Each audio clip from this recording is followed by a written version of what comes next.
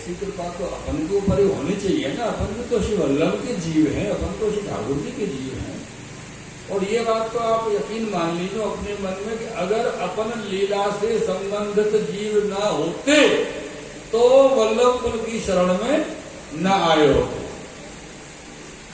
अब हम कौन सी लीला के, कितना हमारा अधिकार है, कैसे, कहाँ के हैं, ये अपन को खबर नहीं है। लेकिन हैं कहीं ना कहीं लीला से जुड़े हुए जीव याली हैं वल्लभ की शरण में, वल्लभ कुल की शरण में हम लोग आए। तो यह बात को सुन के ऐसा मत सोच लो मन में बोले हम तो लीला के आज ना तो कल नहीं जाना, ऐसा कर ले, ऐसा नहीं। वह कृपा को अनुभव करने के लिए मेरे प्रियजनों इतना जरूर ध्यान रखियो आप लोग कि जितनो ज्यादा अधिक समर्पण आपको अपने गुरुदेव श्री वल्लभ में होएगो उतनो ही समर्पण प्राकृतिक आपके अंतःकरण के भीतर में श्री गोवर्धन नाथ जी से है जाएगा। क्योंकि आप सोचो सीधे सीधे ठाकुर जी से है जाए अपनी वार्तालाप में संभव है नहीं। जो उनको कॉन्टैक्ट नंबर कोई के पास नहीं जुड़ जाए। अगर कोई कॉन्ट्रैक्ट सिस्टम है तो वो है अपने गुरुदेव के श्री वल्लभ के चरण कमल, उनमें आके अपना मस्तक रूपी उंगली से डायल करो, तब वहां आके खबर होगी तो भैया एक जीव शरण में आए। इतना विचार कर लो। अब ये आपके अपने भाव है कि आप कितनी लीला को अधिकारी हो और कितनी लीला को आनंद आप लेना चाहो, उतनी ही नजदीकी इसी गुरुदेव के चरणारविंद में आपको करनी है। और न करोगे तो समझ लो हजारों जन्म से तो वैसे भटकते चले आ रहे हैं और आगे कितने 1000, 500, 200, 2-4 हजार जन्म लेने पड़े तब जाके फिर तो हे कृष्णा हे कृष्णा कृष्ण कन्हैया मेरे तो आधार। ये यही बात में आई है, बात देख लो। आधार कौन है अपने श्री वल्लभ के चरणारविंद। मेरे तो आधार श्री मेरे तो आधार वल्लभ के चरणारविंद, विठ्ठल के चरणारविंद।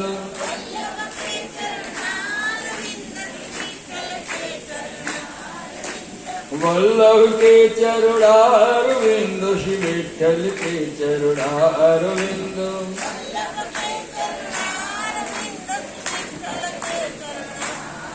नो वल्लभ के चरणारविंद, श्री विठ्ठल के चरणारविंद।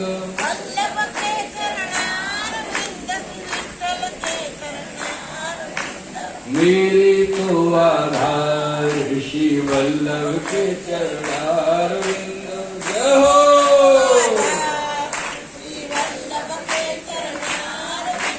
मेरे तो आधार श्री वल्लभ के चरणारविंद।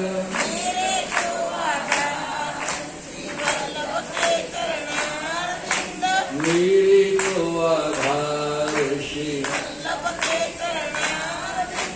मेरो जीवन सार श्री मेरे प्राण आधार श्री माथे को श्रृंगार श्री वल्लभ के चरणारविंद, श्री विठ्ठल के चरणारविंद।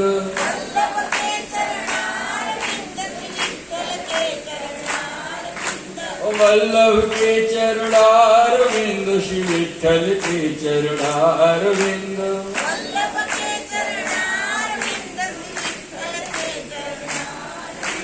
मेरे तो आधार श्री वल्लभ के चरणारविंद।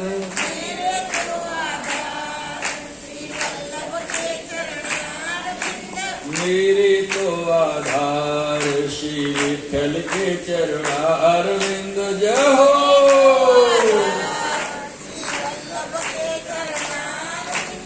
मेरे तो आधार श्री वल्लभ के चरणारविंद।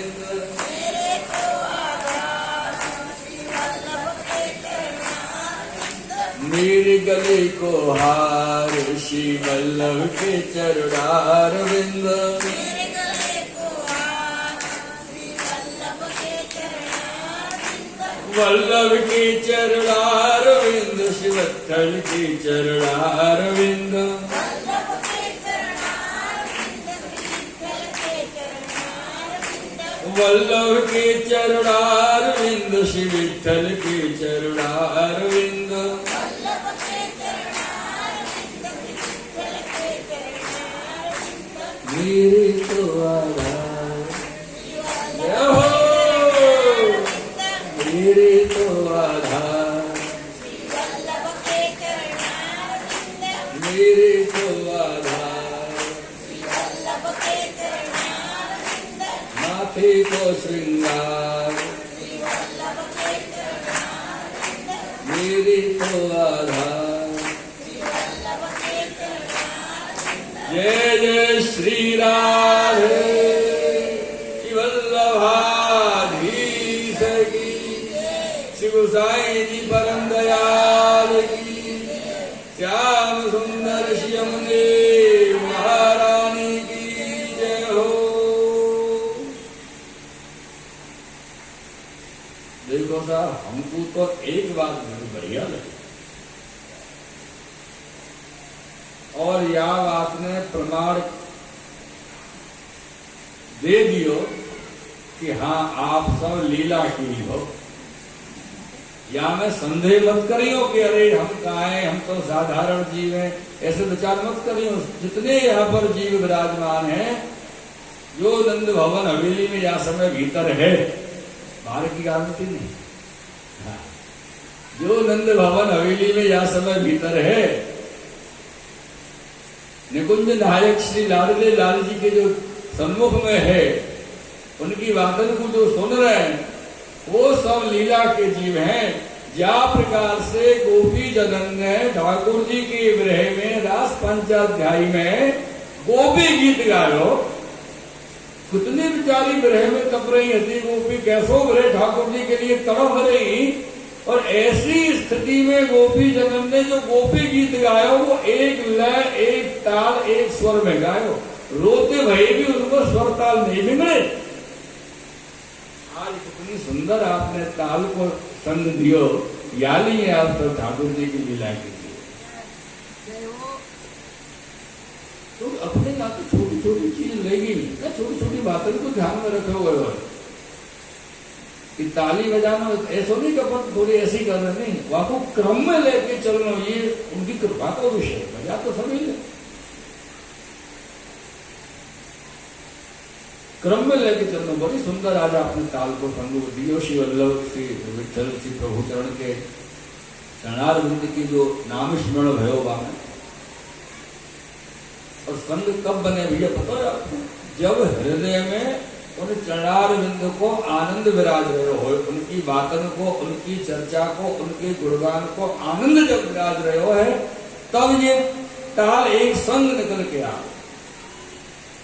ये वह आनंद को एक समझ लो, एक प्रकार को प्रतीक है कि हाँ आप यह समय आनंद में विराज रहे हो।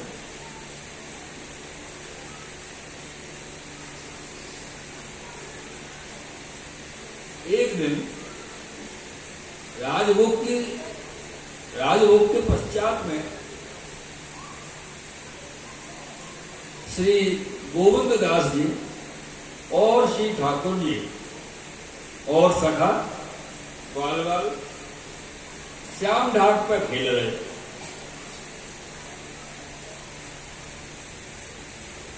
घाट के पेड़ बहुत होते, तो ठाकुर जी कबू या पेड़ पे चढ़ जाए, कबू वहां पेड़ पे वृक्ष पर जाके चढ़ जाए, अलग अलग पेड़न पे उतरे, अलग अलग चढ़े, अलग अलग लीला करें, कहीं बीड़ू बजा रहे, कहीं कछू कर रहे, वंशी बजा रहे, या प्रकार से ठाकुर जी लीला कर रहे। दूर बैठे हुए चबूतरा पे गोविंद स्वामी जी ठाकुर जी को कीर्तन सुना रहे, बैठे बैठे कीर्तन को आनंद ले रहे, दर्शन कर रहे, और ठाकुर जी अन्य सखन के संग खेल रहे, ग्वाल वाले के सखान के। इधर उत्थापन को समय भयो।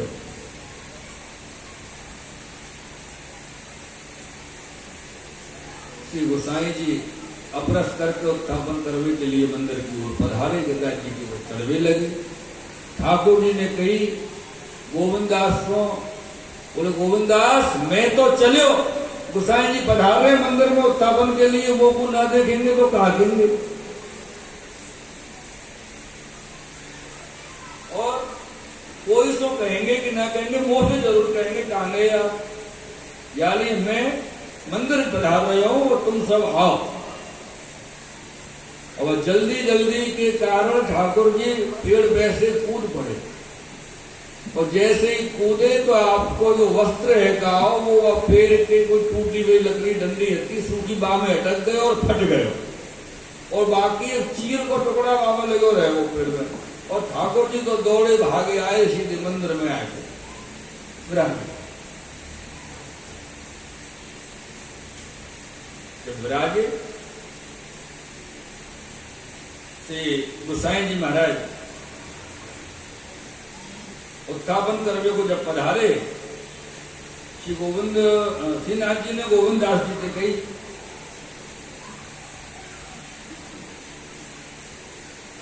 ऐसे जो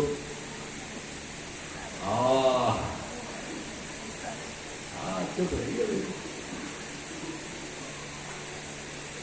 कि ठाकुर जी के उत्थापन कराए आए के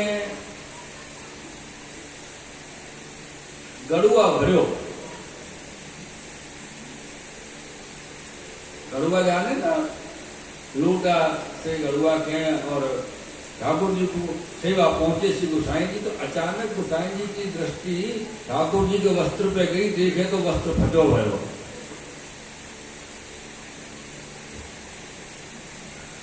ठाकुर जी की गवाए को वस्त्र फटो भयो। गोसाई जी ने कछु न कही, मन में विचार आयो कि कोई बात है। ठाकुर जी के उत्थापन की सेवा आप पहुंचे, उत्थापन की सेवा पहुंच के बाहर पधारे, और बाहर जो मंदिर के बाहर जो पौरिया बैठ तो रूपा पौरिया वहां से पूछी, रूपा यहाँ कोई आया होगा दिन में?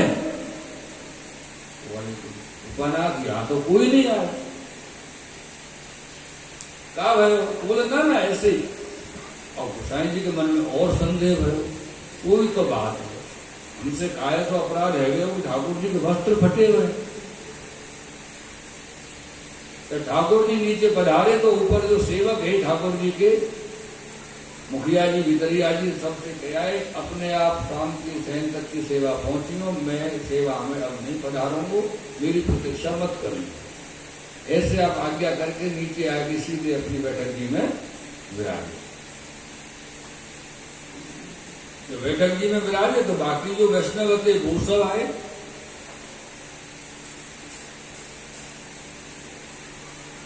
आए के वैष्णव ने श्री गोसाई जी के दर्शन करे, तो गोसाई जी कोई से बोले नहीं, कोई की ओर देखे नहीं, कोई से बोले नहीं।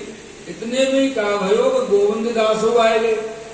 आगे गोविंद दास जी ने गोसाई जी को दंडवत करो, तो गोसाई जी तो वैसे बोले नहीं। तो गोविंद दास ने कही आगे कहा भयो है? महाराज आज आपको कहा भयो है? अनुमति क्यों बैठे हो? चित्त सही नहीं है, क्या बात है, अनुमति हो रहे हो? तब से गोसाई जी ने कही, बोले नहीं ना कछु बात ना है गोविंद। तो गोविंद दास जी बोले महाराज कछु तो मन में चल रहे हो, बताओ क्या बात है? हाँ बना बताए कैसे खबर चलेगी कि क्या बात है, क्या भ्रम है, क्या मन में चल रहे हो आपके चित्त में? तब श्री गोसाई जी ने गोविंद दास से कही, जोशीनाथ जी के कवाय को दामन फटो है।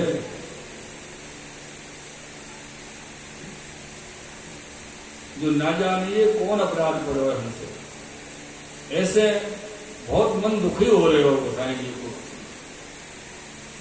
तो गोविंद दास ने कही, गोविंद दास जी को हंसी आ गई गोसाई जी की बात सुन के, और हंस के बोले गोविंद दास बोले महाराज या बात के लिए रात अनुमति हो क्या आप अपने छोरा को जानो ना है?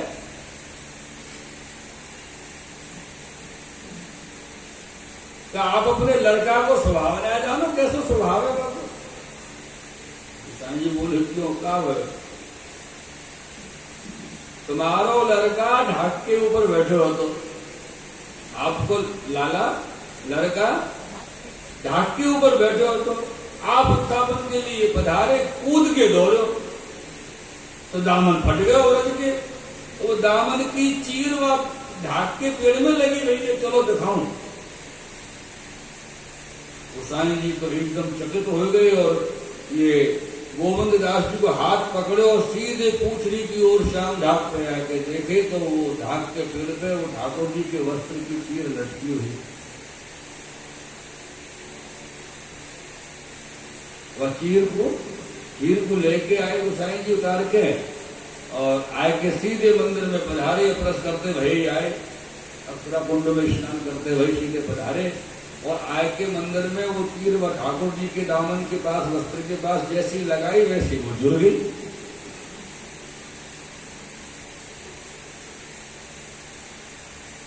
तब श्री गोसाई जी श्रीनाथ जी की ओर देखते मुस्काए तो श्रीनाथ जी मुस्काए।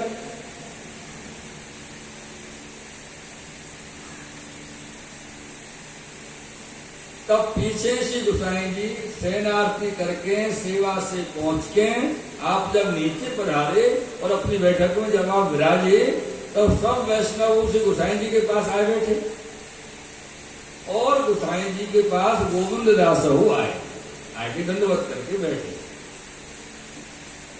तब श्री गोसाई जी ने उन वैष्णवन से कही जो अब कछु तुम्हारे मन में रह गए हो।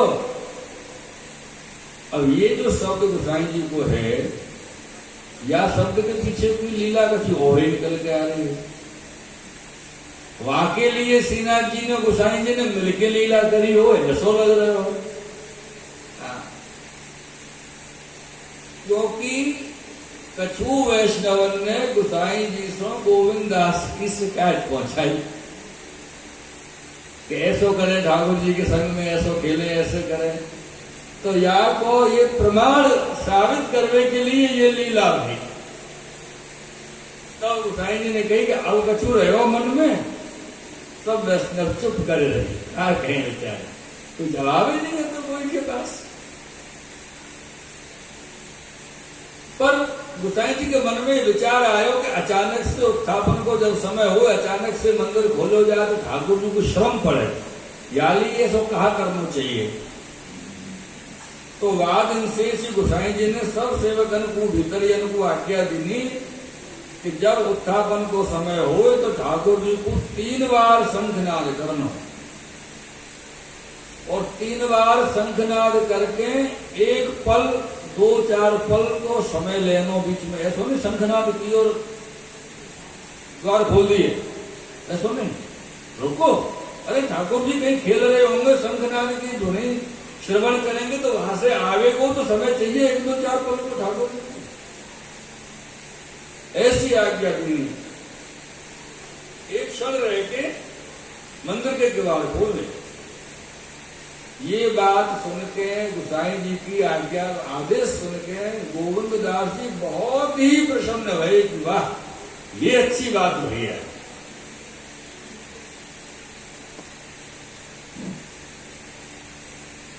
श्रीनाथ जी बाबा को नियम હતો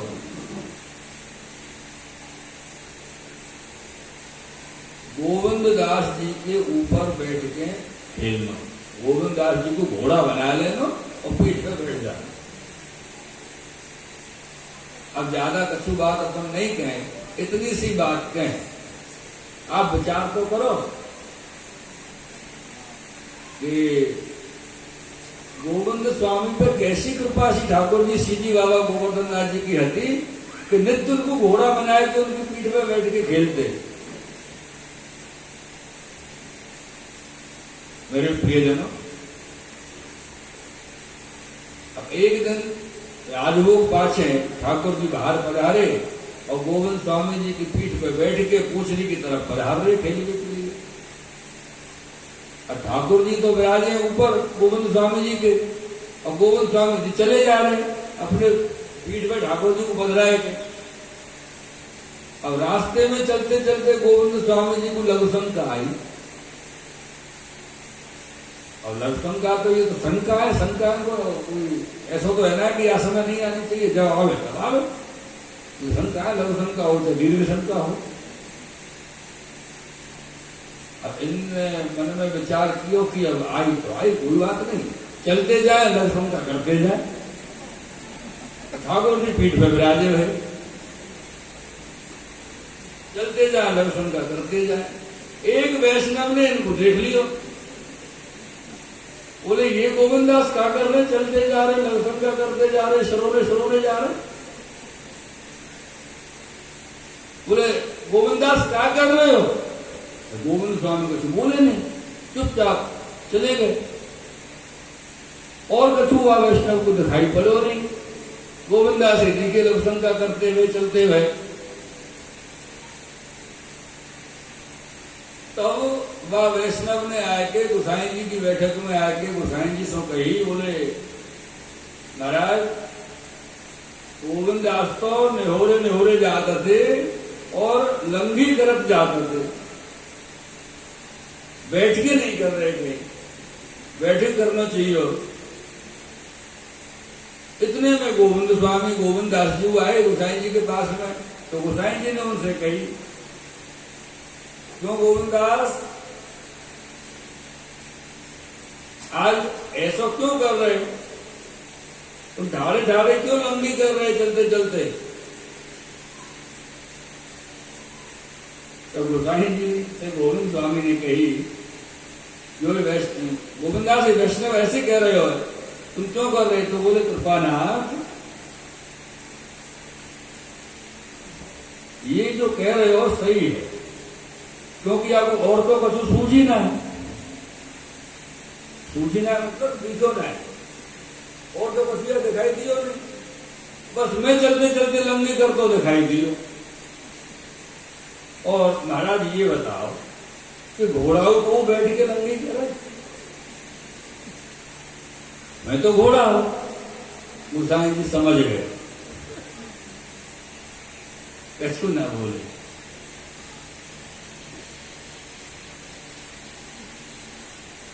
या को सूझे तो है नहीं कि गोसाई सीधी बाबा मेरी पीठ पे विराजे, ये तो आपको दिखो नहीं, आके आपको कह गई।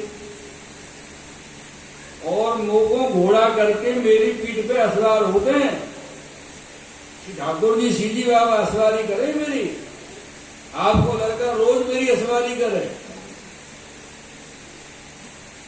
और जब ये असवारी कर रहे हो, मैं घोड़ा बन के चल रहे हूं, और मानो चलते चलते वो लंगी आई तो मैं कहां जाऊं? ऐसे ही कर रहे। एक कैसी अद्भुत अलौकिक अगर देखो जाए या लीला के चरित्र को दर्शन किया जाए, एक तरफ तो ये नियम सी बड़े ने बनाया, महाप्रभु जी गोसाई जी और सातलाल जी और सब बालक, और आज के बालकों वह नियम को पालन करें, अपन वैष्णव सब करें, भाई ठाकुर जी को प्रश्न है अपन पहुंचना है। ऐसा क्यों करें पता है कि हम सब पूरी तरह अभी रचे पचे ना है। वल्लभकुल तो जो करें वो तो क्रम अपन को समझावे के लिए करें, वल्लभकुल तो अंतरंग हृदय में सदैव प्रसन्न राजे, लेकिन जीव अभी इतनी गति में नहीं है। तो प्रश्न को नियम रखना ही, अपन को स्वच्छता पवित्रता रखते वही ठाकुर जी के पास पहुंचना है। लेकिन जहाँ जीव की गति ऐसी हो कि जाके पीठ पर बैठ के रोज श्री गोवर्धन नाथ जी, रोज श्रीनाथ जी बाबा खेलते हो। अब घोड़ा अपने घर में देखो, अपने को घोड़ा बने, अपने घर में छोटे छोटे नाती पोते हो तो वो दादाजी को घोड़ा बना ले, पीठ पे खेले बैठ के दादाजी की हो ना। पापा नहीं बने, पिता नहीं बने, घोड़ा दादा बने, पोते को घोड़ा हमेशा। और ऐसा संबंध श्री गोविंद स्वामी, श्री गोविंद दास जी को और श्री गोवर्धन नाथ जी को। अब आप बताओ, मैं बैठूंगा समय पे, ठाकुर जी मेरे पीठ पे बैठे हुए, तो चलते चलते लंघी कर वाह मैं गाओ तो वाले देखी नहीं। तब वह वैष्णव ने जन शिकायत करी कही गोविंद स्वामी जी की। वह वैष्णव ने गोसाई जी को दंडवत करी और गोसाई जी को दंडवत करके कही जो महाराज धन्य है गोविंद दास, धन्य है गोविंद दास, जिन पर महाराज की ऐसी कृपा, कि गोवर्धन दास जी की ऐसी कृपा जिनके ऊपर। श्री गोविंद दास जी, इनको एक नियम समझो या परवसी है कि अरे परवसी में समझो, जैसे समझो, परवस अर्थात मजबूरी, एक प्रकार की मजबूरी। जैसे अपने ठाकुर जी के भोग सरे, दर्शन खुले, आरती आई, तो नियम ये कि ठाकुर जी के जो भोग सरे, प्रसादी बाहर आई, तो आरती के भय पीछे कोई को प्रसादी प्राप्त होए। लेकिन गोविंद स्वामी क्या करते, इधर भोग सरे, इधर पत्थर अपनी लई, आरती होती रहेगी, ठाकुर जी की आरती आती रहेगी, बाद में क्रम शिवल्लभ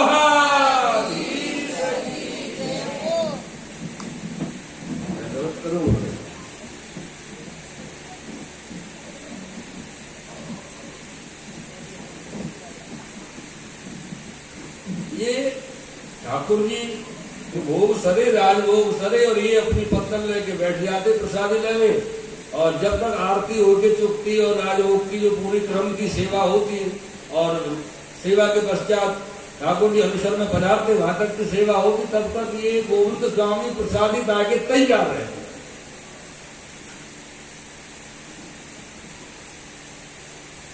एक दिन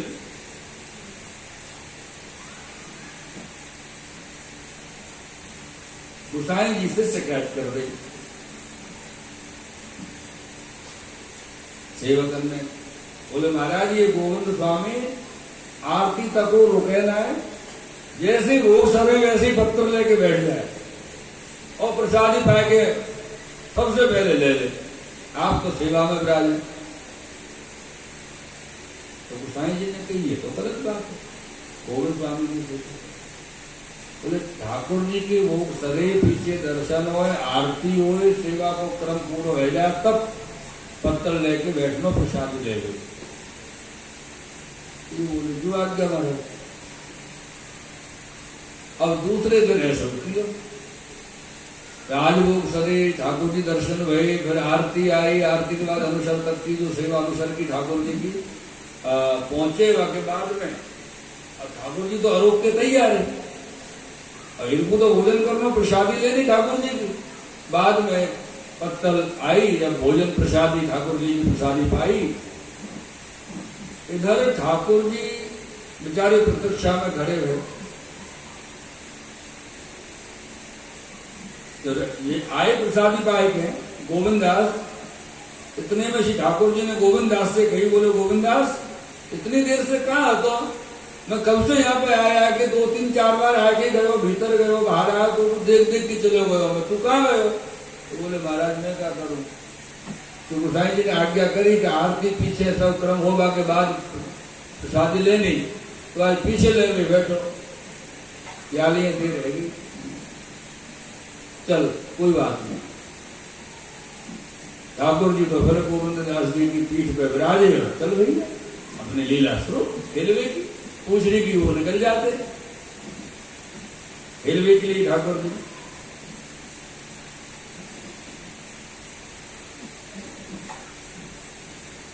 ये प्रकार अब जब उत्थापन को समय भयो, ठाकुर जी ने सुने 3 बार शंखनाद हुए, ठाकुर जी मंदिर में पधारे, गोसाई जी सेवा में पधारे। जब गोसाई जी सेवा में पधारे तो मंदिर में गड़ुआ भरियो ठाकुर जी के लिए। जब गड़ुआ भरने लगे तब श्रीनाथ जी ने गोसाई जी से कही, बोले आपने जो है गोविंद दास को राजभोग आरती भाई पाछे प्रसाद देने की आज्ञा दी नहीं है? गोसाई जी बोले हाँ आज्ञा दी नहीं।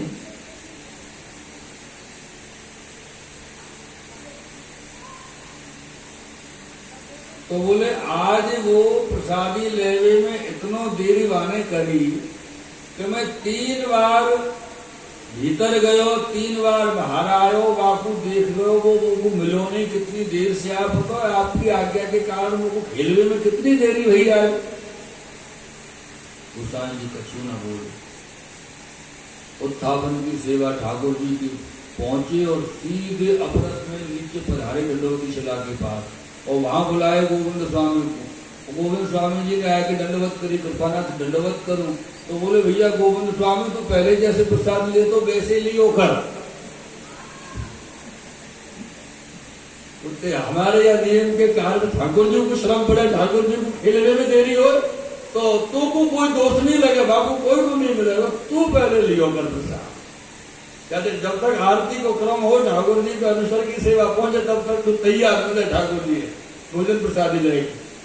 बोले जो आज्ञा माने, अभी तो दास है सेवा के तो आज्ञा जैसी भाई माने, क्योंकि ठाकुर जी को तेरे प्रसाद दे रहे के कारण तेरी गैल देखनी पड़ी, तेरी राह देखनी पड़ी, और ये उचित नहीं है कि ठाकुर जी अपनी राह दे। तब जाके ठाकुर जी को शीना जी बाबा के भोग सराय गोसाई जी आरती करके अनुसर करके ये दिन तक तो पूरा क्रम तक पहुंचे। दूसरे दिन पूरा क्रम ऐसे ही चलो ठाकुर जी को। एक समय श्री गोविंद दास जी गोकुल बिराजे और यशोदा घाट है गोकुल में, वहां बैठे हते, प्रातः काल को समय हतो, तो बैठे बैठे मन भयो कछु गायवे को कीर्तन ठाकुर जी को सुनावे को, यमुना जी के तट पे बैठे बैठे घाट पे बड़ा सुंदर आप जो है भैरव राग में प्रातःकालीन गा रहे। एक चीज आपने सुनी होगी समझ में, राग रसोई पागड़ी, ये अपनी इच्छा के तैयार नहीं हो। कितनों चतुर रसोईया हो, जो रसोई बिगड़नी हो ना तो कितनों दिमाग लगा ले रसोई संभल ना सके, चाहे मसाले डालते जाओ, नमक डालते जाओ, कड़वी कर दो, लेकिन और कभी कभी ऐसी रसोई सिद्ध है कि आवे कि हल्के में बड़ी सुंदर चीजें रसोई सिद्ध हो, और ऐसे गावे को हिसाब बड़े बड़े कलाकार को वो उतर गए राग पे से, एक बार यदि व्यक्ति उतर गो तो वो दोबारा वहां नहीं पहुंच सकेगा, और वादन तो कम से कम नहीं पहुंचेगा, दूसरे दिन भले ऐसे पाग को पाग बन गई, एक बार में आ गई तो बढ़िया मस्तक पे, और नहीं बैठी तो फिर तो सरकती रहेगी।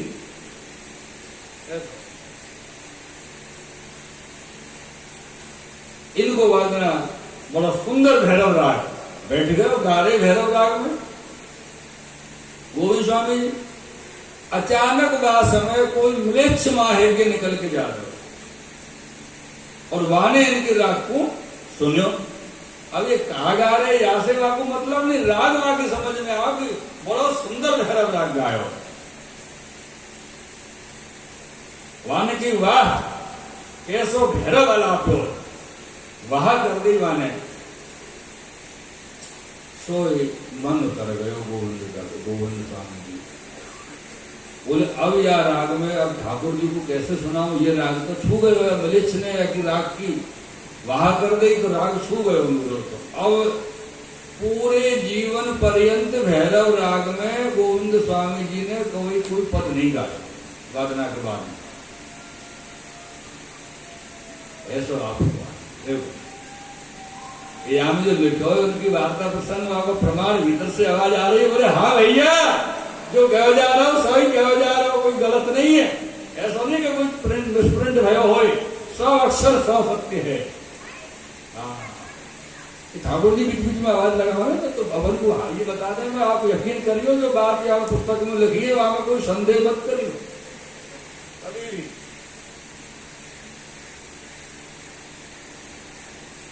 अब यही बात तो चल रही है ना ठाकुर जी कैसे गोविंद दास जी के संग खेलते, कैसे पीठ पे बैठते, और कितने सुंदर सुंदर लीला गोविंद दास के संग श्री ठाकुर जी की। यहां तक कि अभी अभी आपने थोड़ी देर पहले गोविंद दास जी की लंघी को वर्णन सुनो, लघुसन का ऐसी लीला ठाकुर जी करते, ऐसी लीला जहां जीव के संग श्री गोविंद करते हो, श्री जी बाबा श्री गोवर्धन नाथ जी करते हो मेरी प्रिय जनों, ये समझो कि बात जीव की स्थिति का है। शायद अपन को दिमाग दिल और कंप्यूटर माइंड सब अपन लगा दे ना तो वह गतिविधि को नहीं समझ सके। ऐसी गोविंददास जी की स्थिति।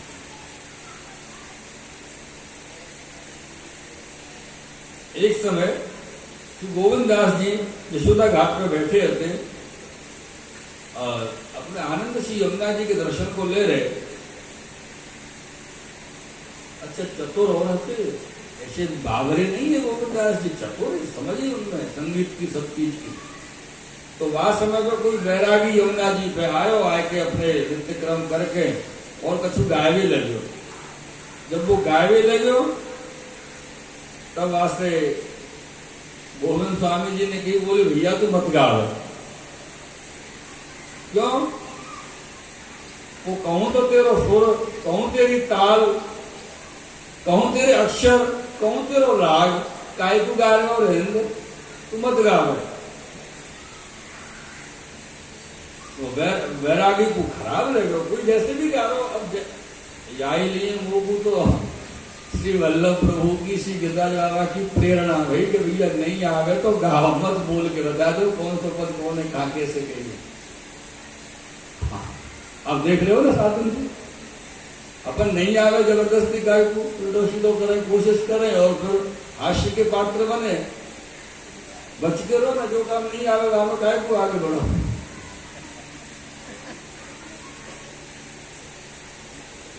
श्री गुरुदेव की कृपा से वक्तव्य आ गए तो वक्तव्य कर लो, गाओ नहीं आ गए तो मानो ज्यादा हाथ पर नहीं मार। तो ऐसे ही गोविंद स्वामी जी ने वासे कही कि तू काय को गा रहे हो, बंद कर करो गानो, अच्छो नहीं गा रहे, तो राग सुर ताल को कोई ठिकानो नहीं। तो वाने कही मैं तो गाय के अपने राम जी को रिझा रहे हो। तो गोविंद स्वामी बोले तेरे राम जी का बाबरे थोड़ी है तेरे